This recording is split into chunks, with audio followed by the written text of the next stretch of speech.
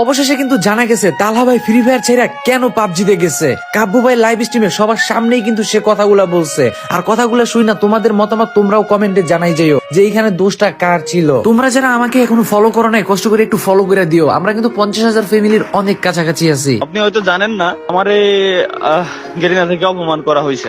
অপমানটা করা হয়েছে কিভাবে? কারণ আমাকে ইভেন্টে ইনভাইট করা হয়। কোন ইভেন্টে? ঠিক আছে, ওয়াচ পার্টিতে আমাকে ইনভাইট করা হয়। আগের দিন পর্যন্ত সব ইনভাইট করা হয়। আমাকে বলে যে ভাই আপনি আপনার টিম নিয়ে আসতে পারবেন। 9 জন আমার যে টিমে আছে ওই 9 জনটা নিয়ে আমি এক জায়গায় গ্যাদার করছি, ঢাকায় আমার বাড়ি। যে কালকে সকালে ঘুম থেকে উঠেই আমরা চলে যাবো ডিরেক্ট খুলনা।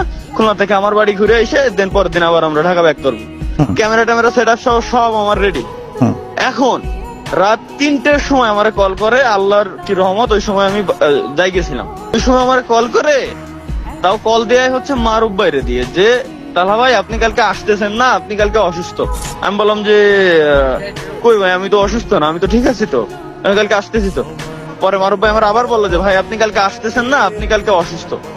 আমার নামে কিন্তু ওই জায়গায় পিকচার টিকচার দিয়ে যে সব বোর্ড থাকে এন্ট্রি গেটে, ওই সবকিছু বানানো ছিল। পরবর্তীতে ওইটা ভাঙ্গি ফেলছে, তাও পোলাপান ভিডিও পর্যন্ত করছে। ব্যাপারটা বুঝছেন?